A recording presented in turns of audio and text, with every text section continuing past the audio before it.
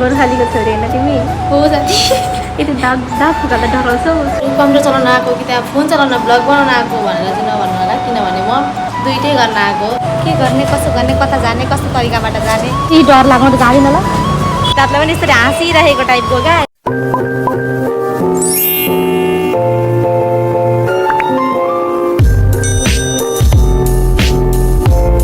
नमस्ते साथीहरू, फेरि पनि स्वागत छ हजुरहरूलाई मेरो नयाँ ब्लगमा। अनि सधैँको जस्तै आज मैले फेरि नयाँ ब्लग लिएर म आइसकेको छु होइन। आयो बजार सबैजना सन्चै हुनुहुन्छ होला। म चाहिँ एकदमै बिमारी छु। आज चाहिँ हल्का भन्नाले पनि साथीहरू लास्टै भइसक्यो। मैले अस्तिको ब्लगमा भनेको थिएँ है मेरो दाँत दुखिरह भनेर। यता पछाडिपट्टि यतापट्टिको दाँत हल्लिएको छ होइन, फुकाउनु पर्ने छ साथीहरू। यस्तो दुखिरह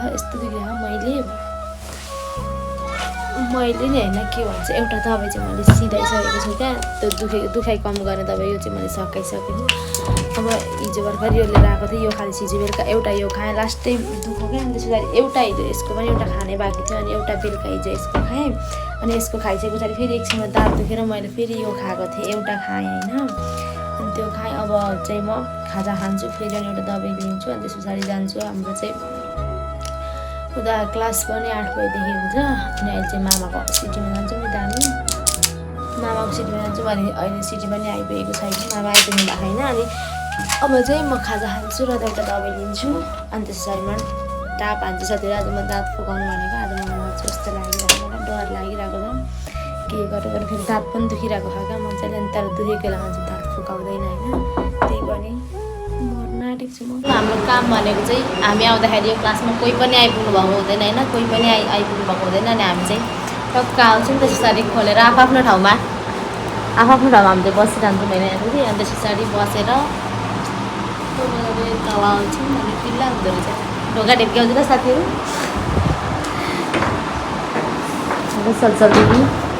सजल दिदी छिटो चलाउँदै यहाँनिर।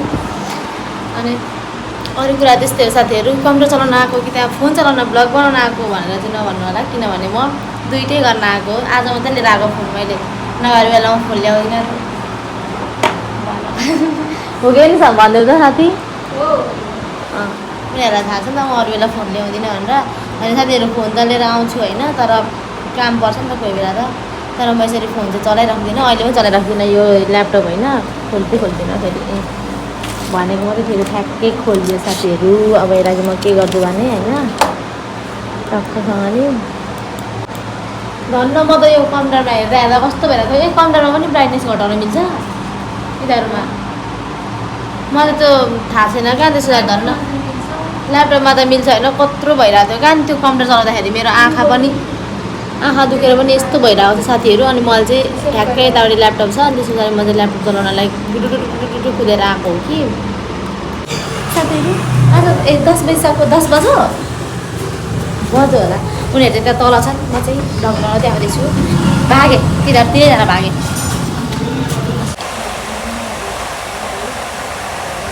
अनि सबैले खाएर सकिसक्यो भनेको थियो, अझै पनि खाँदैछु किनकि उसको दाँत हल्लिएको छ।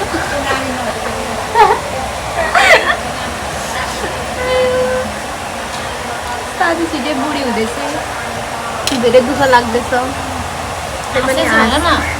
होइन, दुःख लाग्दैछ र दुःखको हाँसो। साथीहरू हामी चाहिँ अहिले त्यस पछाडि होइन खाजाहरू खायो अरे हामी चाहिँ कहाँ जाँदैछौँ भने हस्पिटल जाँदैछौँ साथीहरू, मेरो दाँतको मर्मत गर्नको लागि। एलिसा भन्दै थिइन् आज चाहिँ उयो मात्रै हुन्छ भनेर भन्दै थिइन् के अरे, एकैदिनमा फुकाउँदैन, आज सुई हाने पछाडि अर्कोचोटि बोलाउँछ भनेर त्यस्तो टाइपको कुराहरू गर्दै थियो एलिसाले। त्यस्तो गरेर त्यसो भन्दै थियो होइन। अब हेरौँ के हुन्छ कसो हुन्छ चाहिँ पकडाएँ। तर मेरो दाँत चाहिँ लास्टै दिएको छ कि यस्तो बिजोगले खाजा खाएँ साथीहरू मैले। साथीहरू हामी चाहिँ आइपुग्यौँ होइन टक्क। अब यी डर लाग्नु त जाँदिन ल। के गर्ने, कसो गर्ने, कता जाने, कस्तो तरिकाबाट जाने, कुन एङ्गलमा बस्ने। अब डरले मुटु ढुक भइदिएछ साथीहरू। के नपर्दैछ ढुक्की मुटुको साथीहरू।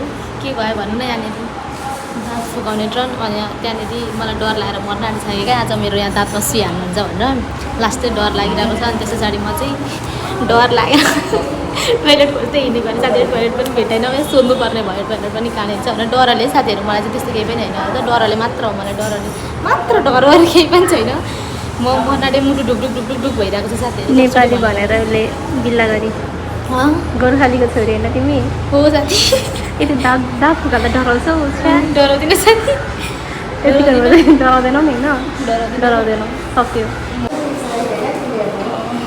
कति याद देखिसकेको थियौ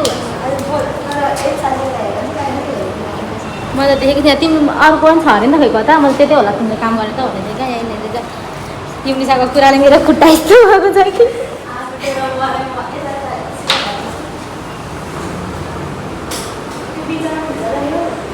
पानी खाएर जान्छु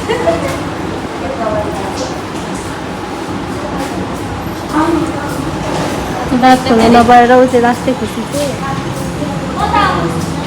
एकदम खुसी पछि फेरि निस्किँदैन त मेरो दाँत जब बनाउने दिन हुन्छ धन्नले उयो रहेन रहेछ क्या मेरो चाहिँ अनि म त मलाई बोला यस्तो लाग्यो होइन रहेछ साथीहरू म मेरो दाँतलाई चाहिँ अब म यस्तै बनाउन चाहन्छु कस्तो भने यस्तो क्या एकदम धेरै उयो भइरहेको नि त अनि म चाहिँ यस्तै बनाउन चाहन्छु मेरो दाँतलाई पनि यसरी हाँसिरहेको टाइपको क्या यस्तो नि यहाँ छ नि त मेरो दाँत पनि बिग्रेको अनि त्यसलाई पनि म यस्तो ए छाता खोला छाता छाता ए त्यस्तै बनाउनु मेरो यस्तो दाँतलाई त्यस्तै बनाउन चाहन्छु साथीहरू अब चाहिँ हामी लाग्ने यहाँबाट घरतर्फ होइन उहाँ चोकतर्फ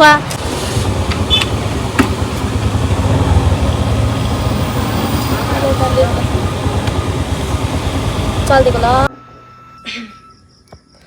सो गुड मर्निङ साथीहरू म चाहिँ हिजो के भन्छ घर आएर भ्लग बनाइनँ होइन किन भन्दाखेरि चाहिँ हिजो चाहिँ म लास्टै बिमारी थिएँ भन्दा पनि हिजो चाहिँ मेरो लास्टै दाँत दुखेको थियो नि तपाईँलाई पनि थाहा छ मैले त के भन्छ म हिजो हस्पिटल पनि गइरहेको थिएँ होइन त्यसो हस्पिटल गएँ अनि लास्टमा दाँतहरू देखाएँ होइन तर डक्टरले चाहिँ नफुकाउनु दाँत भन्दै भन्नु क्या अनि दाँत नफुकाउनु भनेर भनिसके पछाडि अनि मैले पनि अब फुकाउँछु भनेर त भन्न मिल्दैन नि त होइन अनि अब दाँत फुकाए पछाडि पछि गाह्रो हुन्छ भनेपछि त मैले पनि अब होइन म फुकाएरै छाड्छु भनेर जिद्दी गर्न नमिल्ने अनि त्यही भएर मैले चाहिँ हुन्छ भने अनि त्यही देखाउनु मात्रै गएर थिएँ क्या लास्टै दाँत दुखेर देखाउनु मात्रै गएको थिएँ नफुकाउनु भन्नुभयो अनि बेलुका पनि खानाहरू खाएर अनि भ्लग गर्छु भनेर सोचेको थिएँ होइन तर मैले भ्लग गर्न चाहिँ पाइनँ किनभने म पाइनँ भनेर नि भ्लग गर्न त मैले पाएको हो तर मलाई चाहिँ सन्चो नभएर चाहिँ मैले भ्लग गरेर खानाहरू पनि खानु नमिल्ने भएको थियो क्या मेरो यो दाँत दुखेर